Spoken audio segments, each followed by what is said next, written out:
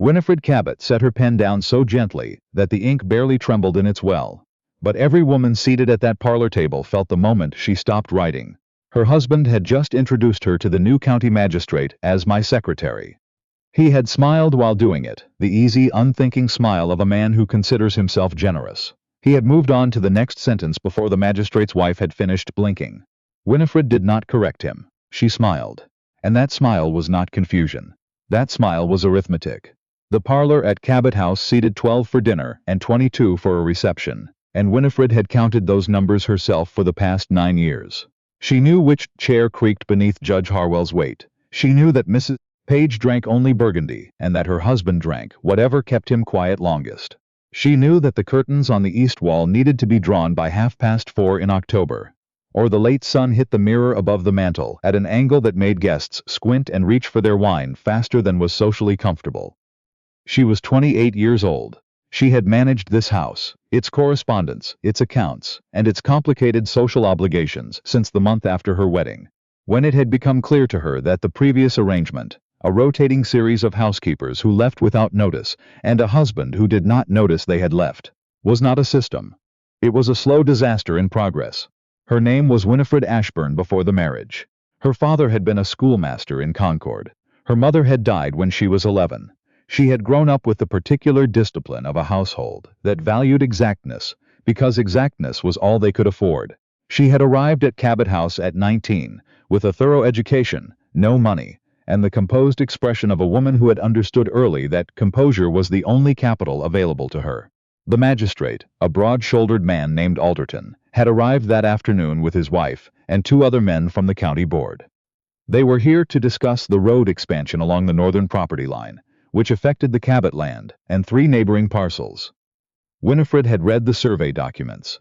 She had cross-referenced them with the deed language her husband kept in a drawer he described as organized, and which was in fact a collection of papers arranged by no principal she had ever been able to identify. She had prepared a summary, 2 pages, clear, numbered. She had placed it at the center of the parlor table before the guests arrived. Her husband had used it as a coaster for his coffee. That was not why she set her pen down. She had been taking notes during the discussion. The kind of quiet, precise notes that she always took, because someone had to remember what was actually agreed upon in these rooms. And it was rarely the men who had been talking. Magistrate Alderton had turned to her husband midway through the discussion and said, with the expansive warmth of a man making a generous observation, that Mr. Cabot must find it very useful having such a thorough secretary on hand. Her husband had laughed. He had said yes, very useful. He had not looked at her. She had set down her pen. His name was Harlan Cabot.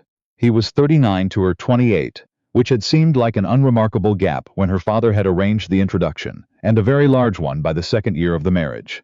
He was not a cruel man. She had never been able to say that he was cruel, which had always been the most difficult part of the arrangement to hold. He was simply a man who had grown up in a house where women managed things, and things were managed, and the connection between those 2 facts had never presented itself to him as a subject worth examining. His mother had run Cabot House before him, his grandmother before that. The house worked. That was the point. The woman who made it work was furniture. And furniture did not require acknowledgement any more than a door required gratitude for opening. Winifred had told herself for years that this was the nature of her situation, that men of Harlan's position were not built to attend to their wives in the particular ways that wives attended to everything, that this was the trade, security, property, the standing of the Cabot name, in exchange for the particular kind of invisibility that came with all of it. She had told herself this so many times it had almost become a fact. The magistrate's wife, a small, sharp-eyed woman named Mrs. Alderton, caught Winifred's eye across the table when the laughter died down. It was not a look of pity. It was the look of a woman who had been in a version of this room before and knew there was nothing useful to say inside it. Winifred picked up her pen. She made a note. She smiled pleasantly at the magistrate when he addressed his next question to the room in general. The meeting concluded. The guests departed. The parlor went quiet. Harlan said as he rolled down his shirt sleeves, "That went well. Alderton's going to move on the North Road. I'll follow up next week. The southern boundary language needs clarification first," Winifred said. "The survey puts the property line 3 feet inside the deed margin. If they break ground without resolving it, we'll lose access to the drainage channel." He looked at her the way he sometimes looked at her, not unkindly. with the mild, brief attention of a man confirming that a sound he heard was not one that required action. "I'll mention it to Hale." He went upstairs. Winifred stood in the parlor. She picked up her 2-page summary from beneath the coffee ring and folded it once, and placed it in her own correspondence folder. Then she went through the house in the way she always did after a gathering, returning chairs to their positions, noting what would need attending in the morning, checking that the stove in the kitchen had been properly banked.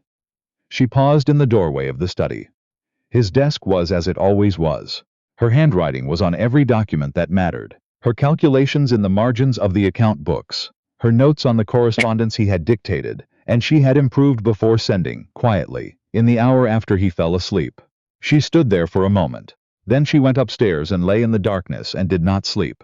She thought about the word secretary. Not the word itself, the ease of it, the way it had come out of Harlan's mouth with no hesitation, no flicker of uncertainty, as though the woman who had been managing his legal documents and his social calendar and his property accounts for 9 years was simply a useful function attached to a professional title that was not her own.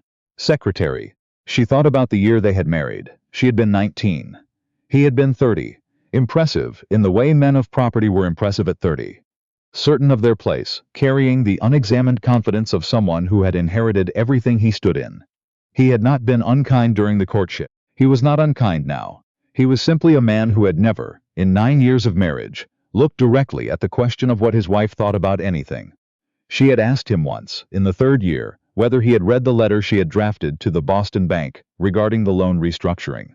He had said yes. He had not read it.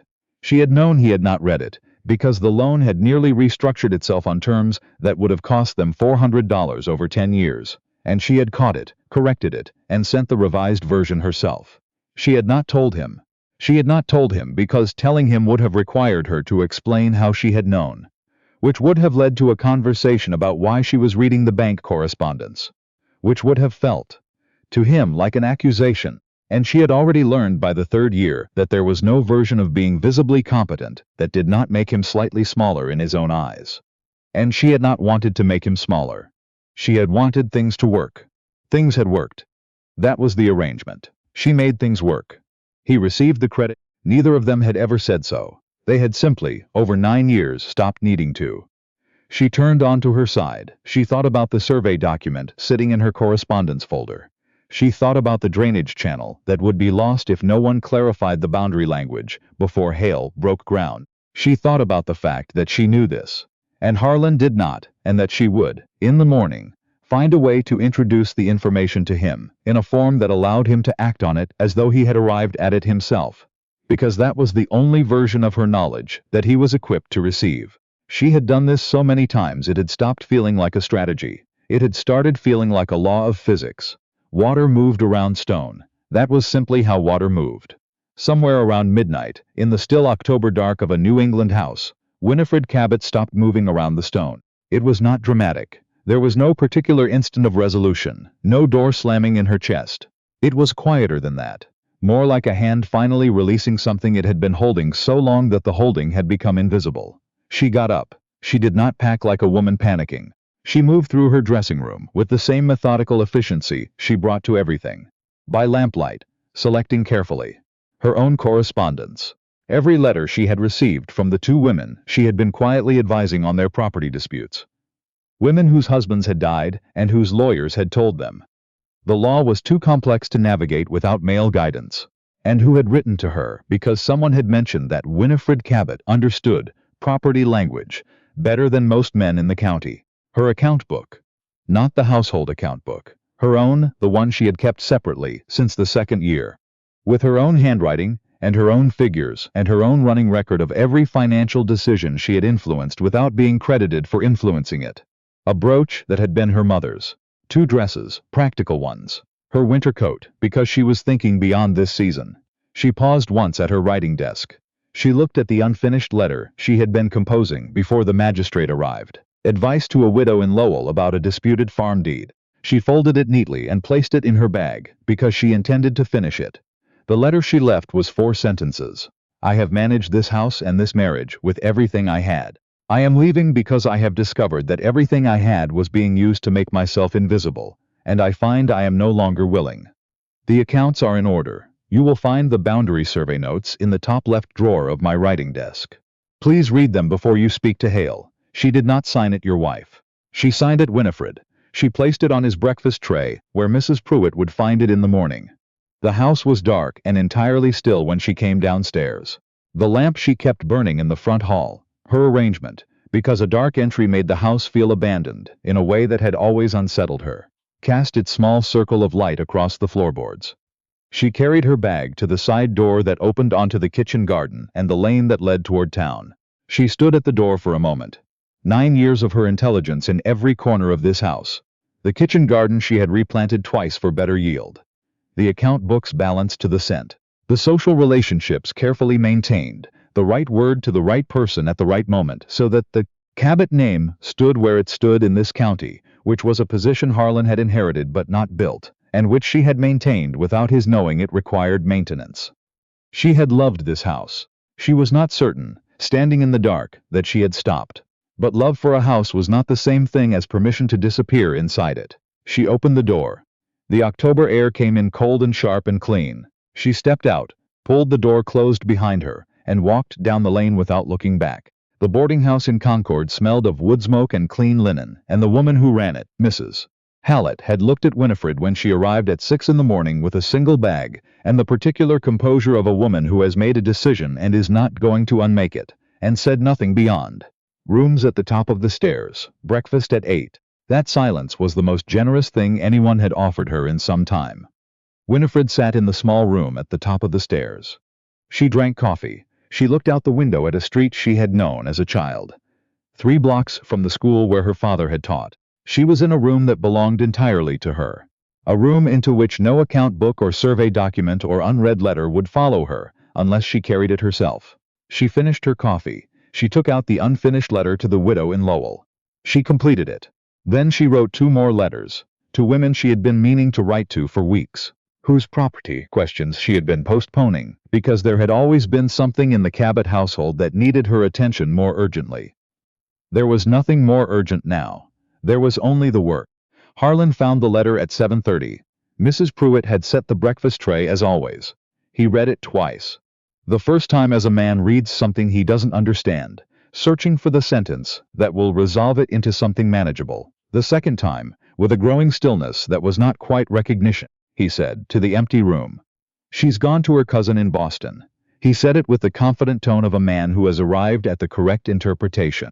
Winifred visited her cousin in Boston occasionally.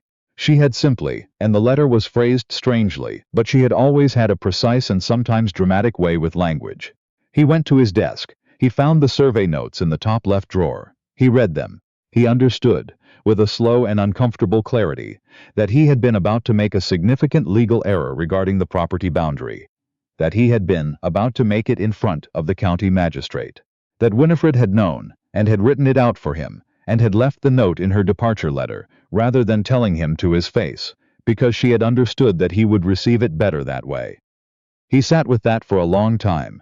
He sent a message to his cousin in Boston that evening. He did not send it sooner because he spent the day in the kind of productive motion that men in his position used to avoid thinking. He checked the south field. He reviewed the drainage channel question himself, which took him 4 hours and the assistance of the surveyor's map, and resulted in his arriving at exactly the conclusion Winifred had already written down. His cousin's reply came 2 days later. "I have not seen Winifred. I hope she is well." He sent for Eli Marsh. Eli was Harlan's oldest friend, a solicitor of practical intelligence, and the quiet, watchful manner of a man who had spent 20 years listening to other people's problems, and had learned to identify which ones were actually about what they claimed to be about. He arrived on a Wednesday afternoon. Harlan explained the situation. He said, "She left without telling me where she was going. I need to find her." Eli sat across from him and was quiet for a moment. "She wrote you a letter," Eli said. "It was vague. Emotional. What did it say?" Harlan picked it up from the desk and held it out. Eli read it. His expression did not change, but something behind it did. "She said she was leaving," Eli said. "People say things, not Winifred Cabot." Eli set the letter down carefully. "You know that. She'll be back within the week. She's making a point." "What point?" Harlan looked at him. "I don't know. That's why I need to find her." Eli was quiet for a long moment. "I'm going to say something," Eli said, "and I need you to hear it rather than wait for me to finish." "Go ahead." Yesterday afternoon, in front of the magistrate and his wife and 2 county board members, you introduced your wife as your secretary. Eli held his gaze. You didn't correct yourself. You moved on to the next sentence, and Winifred sat in that chair and smiled, and you did not see what that smile cost her. Harlan's jaw tightened. It was a manner of speaking. It was 9 years in a single sentence. The word sat in the room. Harlan said nothing. She didn't leave because you said the wrong word, Eli said. She left because the wrong word confirmed something she had suspected for years. That the woman sitting at that table was, to you, a function, useful, reliable. The label attached to the function was secondary. He stood. She has been managing your property and your legal correspondence and your social standing in this county. And you have been receiving the result of that management, the way you receive the result of a well-built roof. With gratitude for the absence of rain, and no particular thought about the carpentry. Harlan said, that is not. Tell me what her handwriting looks like, Eli said. Silence. Tell me which guest at yesterday's meeting made her uncomfortable and what she did about it. Tell me the name of the woman in Lowell she has been advising on a deed dispute for the past 2 months. Harlan said nothing. You are not a bad man, Eli said quietly. But you have been married to a capable woman for 9 years and treated her like an excellent piece of equipment, and she has finally decided she would rather be a person somewhere else than equipment in a well-appointed house. He picked up his hat. I'll make inquiries. But Harlan, think seriously about what you intend to do when I find her. Because if you go to her with the expectation that she will come home and resume her position, you are going to lose her entirely, and that will be your own doing. He left. Harlan sat in the study for a long time. The fire burned down and he did not add wood. The house deteriorated in ways he had not anticipated. He had understood in some abstract sense that Winifred managed things. The specific content of the word managed had never attached itself to any particular image in his mind, because the result of her management was a household that required nothing from him, which had always seemed like the point. He discovered the content within a week. On Monday, he received a letter from the Boston dry goods supplier, indicating that the household account had lapsed without renewal, and that Mrs. Cabot had always handled the quarterly arrangement directly, as she had, over the years, negotiated terms that saved them what amounted to a significant sum through sheer attention to detail. On Tuesday, he attended a meeting with the county solicitor regarding the North Road, said what he believed to be the correct thing about the boundary survey, and discovered 40 minutes in that he had the figures wrong. He excused himself, rode home, found Winifred's 2-page summary still sitting in her correspondence folder, and read it in full for the first time. On Thursday, the widow from Lowell arrived at Cabot House, asking for Mrs. Cabot. She had traveled 7 hours. She had a court filing deadline in 4 days, and she had been corresponding with Winifred for 2 months, and had expected guidance. She stood in the front hall, with the particular stillness of a woman who had already survived considerable adversity, and was adding this to the list. Harlan told her he did not know where his wife was. The widow looked at him with an expression that contained many things, and said none of them aloud. She thanked him for his time and left. He stood in the empty front hall. He thought about the word secretary. By the end of the second week there was talk, not from the household. Mrs. Pruitt and the 2 kitchen girls said nothing to anyone, which told him they had formed opinions and had decided, out of a loyalty he had not known Winifred had inspired, to keep them. But Mrs. Alderton had spoken to her sister. Her sister had spoken to a woman at church. The careful Virginia inquiry of his Mrs. Cabot well had reached, by the 3rd week, the level of a county solicitor asking him about it in a public hallway. He answered every inquiry with composed certainty. Visiting family, perfectly well, expected back shortly. He believed this less each time he said it. It was at a county committee session, the kind Harlan had spent years cultivating, the kind that could define a man's public standing, that Alderton himself pulled him aside and said, quietly, with the manner of a man delivering unwelcome information, "There's talk, Harlan. Not about her. About you. About what I did," Harlan said. Alderton paused. "About what you didn't." Harlan stood where he was. He had spent 9 years building a reputation in this county, a capable man, a man of sound judgment, a man whose household was an example of orderly New England propriety. And Winifred had been the quiet architecture of all of it, invisible the way foundation walls are invisible, noticed only when the ceiling began to crack. He had not understood until now that his standing and her absence were the same problem. Eli came back on the 19th day. "Before I tell you where she is," he said, "I need to know what you intend." "I intend to bring her home." "No." Eli set down his coffee. "You don't bring Winifred anywhere. You ask."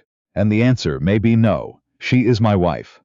She is a woman who left you a letter explaining that she was ending an arrangement that required her to disappear, and who has been living independently for 19 days, without asking for help, without contacting you, and without giving any indication that she intends to return. Eli looked at him directly. She is not lost. She left. There is a difference. Where is she? Concord. She took a room at Hallett's boarding house. She has spent the last 3 weeks finishing correspondence she had been postponing, and has begun formally advising 3 women on property disputes. He paused. She charged them for it, a professional rate. The widow from Lowell was her first client. Harlan said nothing. She's good at it, Eli said. And something in his voice was not quite admiration, and not quite sorrow, but occupied the territory between them.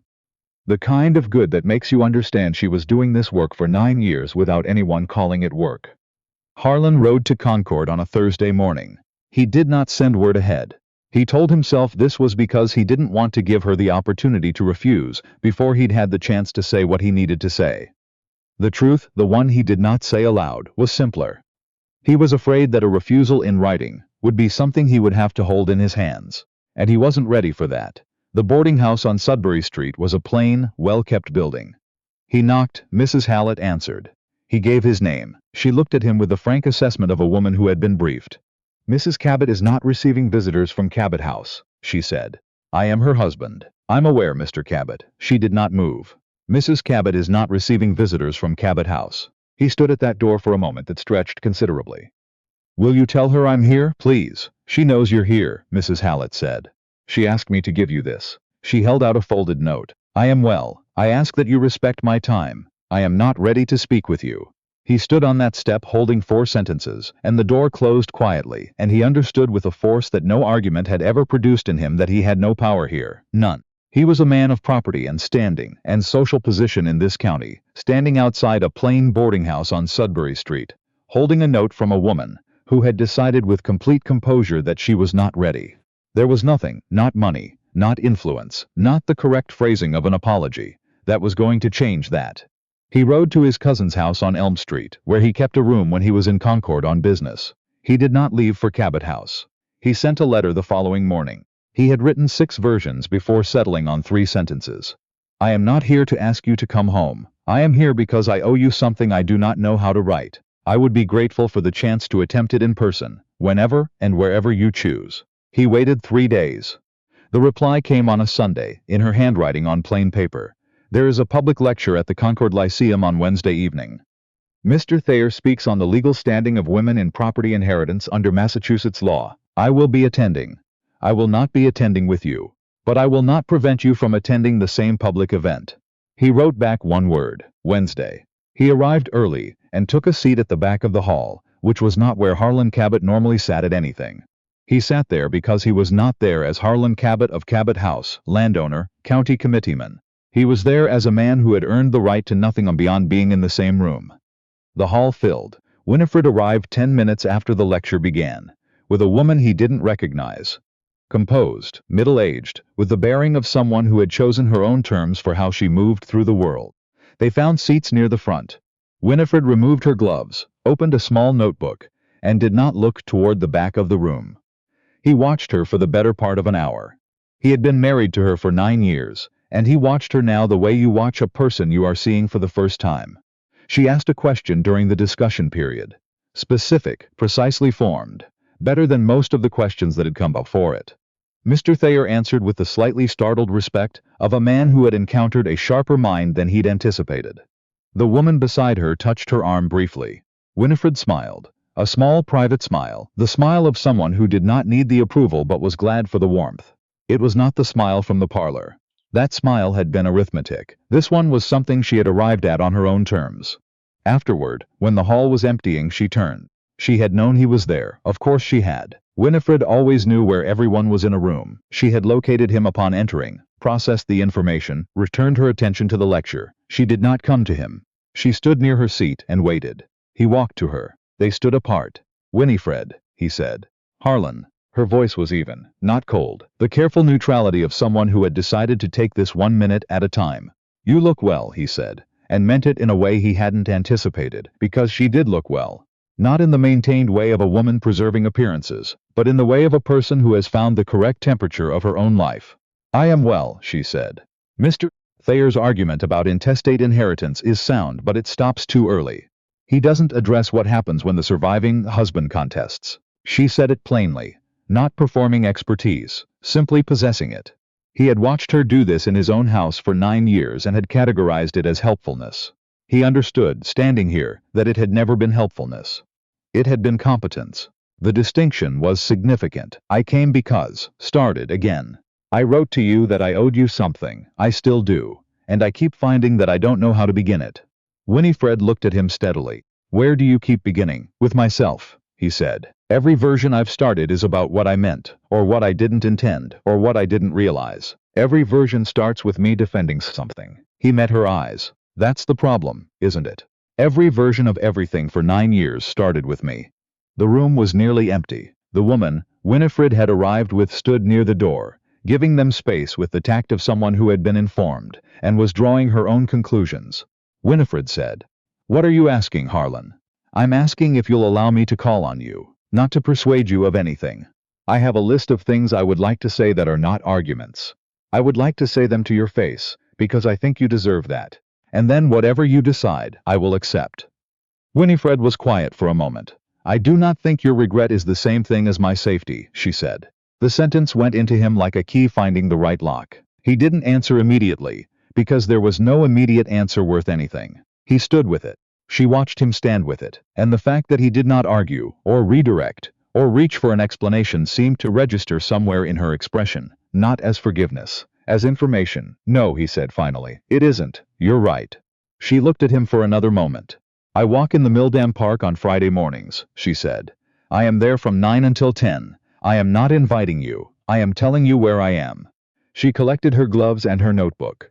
"Good evening, Harlan." She walked to the door, said something quiet and warm to the woman waiting there, and they left together. Harlan stood in the empty lecture hall and turned the sentence over in his mind. Not as an accusation, as a fact. Your regret is not the same thing as my safety. He had not known before tonight that he had been confusing those two things. He was beginning to understand how long she had known it. He was in the park at 8:30 on Friday. He sat on a bench near the main path and felt, for the first time in his adult life, genuinely and straightforwardly afraid of what someone would say to him. Winifred arrived at 9. She saw him immediately and did not break her pace. She said, to the woman with her, "Mrs. Hallett," he had learned by now, "would you give us a few minutes?" Mrs. Hallett looked at him with the frank regard of someone running a private evaluation. Whatever she concluded, she moved to a different part of the path. Winifred sat on the other end of the bench, measured. Not close, not distant. "You came," she said. "You told me where you'd be. I also told you it wasn't an invitation." "I know," he looked at her. "I thought you'd probably expected that." Something moved briefly across her face. Not quite amusement, close. "Yes," she said, "I had." He drew a breath. "When Eli told me you were advising those women, on the property disputes, the court filings, he said you were good at it, and the way he said it, I understood something." He paused. "I had watched you do the same work for 9 years inside my house, and I had never once called it work. I called it managing, the way you'd say the fire keeps well, with no more credit than that." Winifred was quiet. "I called you my secretary," he said in front of everyone, "and I didn't know I had done it, and that is the thing I cannot move past. Not that I said it, but that it came out of me that naturally." As though the label attached to the woman at that table had stopped being something worth retaining accurately. His voice had dropped. He was not performing this. She would have known immediately if he were. "I have spent 3 weeks trying to understand how I became a man who did that. And I keep arriving at the same place. Which is that you made everything work so completely that I never had to try, and I mistook that for everything being fine." "It wasn't fine," she said. "It hadn't been fine for years. I know that now. You didn't want to know it then." The honesty of that landed between them. Clean. "No," he said. "I didn't. It would have required something from me that was easier not to give." She turned to look at him directly, for the first time since she'd sat down. "What do you want, Harlan? Truthfully." He held her gaze. "I want to know you the way I should have wanted to know you 9 years ago. The way any person deserves to be known by the person they live beside. That's not the same as wanting me back." "No," he said. "It isn't. I'm not asking you back. I understand that what I'm asking for isn't something I have any claim to. I'm asking anyway, Because the alternative is returning to that house and spending the rest of my life in a place that runs correctly and is completely empty of everything that made it worth living in. Winifred was quiet for a long moment. Then she said, I need you to understand something. All right, I am not going back to what we were. Her voice was steady and final. That arrangement, where I disappear into the management of your life and you move through it without seeing me, I am not going back to that. Not for comfort, not for security, not for the cabinet name, not for any reason. I have work here, work that matters, women who need what I know how to do. She looked at him steadily. I am a person, Harlan, not a function, not a well-run household. You always were, he said. I simply didn't see it. No, she said. You didn't. She held his gaze. The question I have been sitting with for 3 weeks is whether you are capable of seeing it now. Not because you feel guilty, not because the house isn't running, but genuinely, whether you can look at a woman and see a person instead of the most useful presence in your immediate vicinity. He was quiet for a long time, not evasion. He was sitting with it. I don't know, he said at last. I think I might be. I believe I am different than I was a month ago. But I understand that my belief about myself is not proof, and that you would be a fool to take my word for it. And you are not a fool. She looked at him. Whatever she was looking for, something in her expression said she had found part of it. Come back next Friday, she said. Same time, to talk. She stood. I am not promising you anything beyond Friday, Harlan. I want to be very clear. You're being clear, and if you come with the intention of working toward a specific outcome, I won't. She held his gaze one more moment. Then she called to Mrs. Hallett, who returned with the expression of a woman who had been watching from a distance and had formed several conclusions she intended to share. They walked together down the path. Harlan sat on the bench and watched them go. He had come to Concord expecting to retrieve something. He understood now, sitting on that bench in the November cold, that retrieval was not a category that applied here. What he needed to do was harder than retrieval and far less certain. He needed to earn the right to stand beside something he had never properly valued. He did not know, sitting there, if he was capable of it. But for the first time, not knowing did not make him want to find a simpler problem. It made him want to try. The Friday meetings became something neither of them named. He asked her about the cases, the widow from Lowell, the dispute over a contested farm deed in Lincoln, the woman in Bedford whose brother-in-law was claiming administrative authority over an estate she was fully entitled to manage. He did not ask with the half-attention of a man performing interest. He asked the way you ask when you want to understand how something actually works. He asked follow-up questions. He remembered what she had said the previous week and connected it to what she said this week. Winifred recognized it with a feeling she did not entirely welcome. It was the conversation she had wanted from him for 9 years. She stored it and examined it privately, the way you examine something valuable that you are not yet sure belongs to you. Mrs. Hallett had opinions. She expressed them at supper, directly, because she considered directness a form of respect. He's trying, Mrs. Hallett said. He is, Winifred agreed. The question is whether trying now means anything, given how long he wasn't. Winifred looked at her. You've arrived at the exact question I'm sitting with. Mrs. Hallett poured more coffee and said nothing, which was its own kind of answer. The first break came not from a conversation but from a letter. Winifred had arrived for a meeting with a county solicitor named Graves regarding the Bedford estate case. She had identified 2 legal precedents that Graves had missed. He acknowledged them with the slight pause of a man who had not expected to find them there, and proceeded. Then he mentioned, as an aside, that a Mr. Cabot of Cabot House had recently made a contribution to the county's widow legal fund, a considerable sum, directed specifically toward property dispute cases given anonymously with the written request that no public credit be attached. Winifred went still. When did this happen? She asked. 3 weeks ago, I believe. I assumed you knew. I did not, she said. She finished the meeting. She walked Mrs. Hallett home, said goodbye with her usual warmth, and then walked alone back to her room and stood in it without taking off her coat. 3 weeks ago, before the Lyceum lecture, before his letters, before any of the conversations in the park. He had done it quietly, without using it as evidence, without telling her. She had learned about it from a solicitor who assumed it was already known. She stood there for a long time. The feeling that moved through her was not simple. It was not the clean warmth of being won over. It was sharper than that. Underneath the warmth was grief. The unavoidable recognition that this version of him had been possible all along. That this man, the one who did the careful and unperformed thing, had been in there somewhere during all 9 years. and she had waited and made herself small and managed the space between them and waited again, and he had not arrived until she left. She sat down in the chair by the window and let herself feel it. Not to use it against him. Not to store it as a weapon. Just to feel it honestly, because it was real and it was hers. And she had spent too many years not permitting herself that. She sent him a note the following week. Come to supper on Saturday, 6 o'clock. Bring nothing but yourself. He arrived at 10 minutes before 6. Mrs. Hallett let him in with the expression of a woman who had cooked this meal under specific conditions and intended to pay close attention to the evening. The table was set for 3. Winifred, Harlan, Mrs. Hallett, who was not a servant at this table, but a woman who lived in this house, and whose presence Winifred had made clear was not negotiable. Harlan sat down without comment. He looked at the table, the 3 settings, the modest room, and said, "Something smells remarkable." Mrs. Hallett said, "It's roast chicken. Don't say anything else until you've tasted it," he said. "Yes, ma'am." Winifred caught Mrs. Hallett's eye across the table. Mrs. Hallett raised one eyebrow very slightly.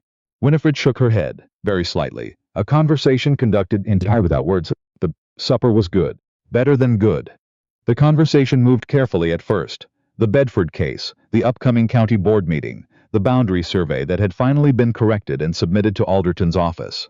Then, slowly, as the evening settled, it moved somewhere more ordinary. Harlan told a story about the Boston supplier that made Mrs. Hallett laugh without guarding it. Winifred added a detail to the story, something Harlan had not known, and he looked at her and said, "How did you know that?" And Winifred said, "I know most things, Harlan. I always have."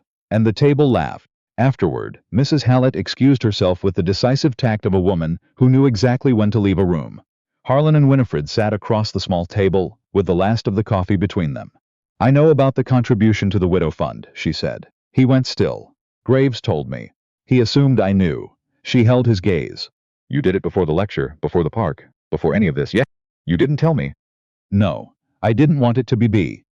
I didn't want it to be a transaction. Something I presented as evidence. It wasn't evidence. It was the first thing I could actually do, and I wanted it to be only that." She looked at him across the small table. "Do you understand what you did? Not the money. What you actually did." He waited. "For 9 years," she said. "I made sure the right people saw your work. Every letter, every meeting, every introduction. I made sure your judgment appeared where it needed to appear, and I made sure the credit landed in the right place, and I never asked for any of it back." Her voice held steady. "You went to Graves. You made sure my work was seen. And you did it the way I would have done it, quietly, without attaching your name to it, because the work mattered and not the credit." She set her coffee cup down. "You did it the way I did it for you for 9 years. And you asked for nothing back." He was quiet. "I need you to hear that I see that," she said. "Because you did it without expecting me to see it. And someone should tell you." "You told me," he said finally. "That's enough." She looked at him across the small table for a long moment. "I am not coming back to Cabot House," she said. "I will keep this room. I will keep my work. I will keep Mrs. Hallett, who will be suspicious of you for at least 6 months, before she decides you're acceptable." "That seems fair," he said. "I am Winifred Ashburn Cabot in my own right. Not in relation to your household or calendar, or your standing with the county board. I wouldn't ask you to be otherwise," he said. "Not for anything." She held his gaze. "I think we might try to build something," she said. He did not lean forward. He did not rush. "What kind of something?" "Something that never existed before. Not a restoration. Not going back to what we had and calling it repaired." She chose her words carefully. "Something built differently, on different terms. I am not your wife in the old sense. If you come into my life, you come into my life. You sit in lectures at the Lyceum, and you understand that my opinion carries weight, and you say so, in public, in front of people who will hear it and remember." "Yes," he said simply. "And if I look across any table we ever share and see that expression, the look of a man who is not seeing the person across from him, I will tell you directly, and I will expect you to hear it. I will hear it, and I will not disappear again," she said. "Not for comfort. Not for the appearance of a smooth household. If something is wrong, I will say it. You will have to be able to receive that." "I am learning," he said. "I will keep learning." She studied his face for a long moment. "Come to the Lyceum on Thursday," she said. "There is a debate on the Massachusetts Property Reform Bill. I intend to speak during the open discussion, and I would like you in the room." Something moved across his face. Warmer and more careful than a smile. "You want me in the room while you argue property law in public." "I want you in the room," she said, "because I want to look up and see someone who is proud of me doing it. Not tolerating it, not managing his expression, actually proud. She held his gaze. "Can you do that?" "Yes," he said, without hesitation. Winifred nodded. "Thursday then. 7 o'clock. Don't be late." The debate on Thursday drew a full house. When the floor opened for comment, Winifred raised her hand from her seat in the third row. She stood and spoke, a specific, sharply formed challenge to the inheritance limitation in the proposed bill, citing 2 active cases and the precise statutory language that contradicted the committee's position. The room had the quality it sometimes gets when the best question of the evening arrives from an unexpected direction. The moderator responded. Winifred answered. The moderator conceded a point. The room shifted. A man near the front leaned to his neighbor and asked quietly but not quietly enough, "Who is she?" Before his neighbor could answer, Harlan Cabot, seated 2 rows back, said clearly, "Mrs. Winifred Cabot. She advises women on property law and inheritance disputes. There is no one in this room who understands the Massachusetts statute better." The man turned. He recognized Harlan and nodded, recalibrating. Winifred, 4 rows forward, heard it. She did not turn around immediately. She let the moment settle. Let it move through her the way something genuinely new moves through a person who has waited a long time for it, without quite believing it was coming. Then she turned her head, just slightly, just enough. Harlan was looking at her, not with the absent regard of a man looking toward a sound, not with a managed expression, with full, unperformed attention, the look of a man who saw the woman in front of him and knew exactly who she was. Winifred Cabot looked back at him across those 4 rows, and she smiled. Not the smile she had worn in the parlor at Cabot House, with the magistrate and the coffee ring on her summary, and the word secretary sitting in the air between them. Not the composed arithmetic smile of a woman deciding to leave. Not the careful, managed smile of 9 years of making everything work without credit. This smile was different. It was the smile of a woman who had walked out of a house before dawn, with 1 bag and her own name, and the terrifying, clarifying freedom of someone who had stopped accepting a life that required her to disappear, who had built something real in a plain room on Sudbury Street, a practice, a purpose, a table where she was not furniture but a person, and where the work she had always known how to do was finally called what it was, who had sat across a small supper table and offered terms on her own authority, and watched a man she had once given everything to choose, with nothing to gain but the truth, to meet her on her ground. It was the smile of a woman who did not need to be retrieved, who had never needed to be retrieved, who needed only to be seen. Winifred turned back to the moderator, raised her notes, and continued her argument. She had work to do.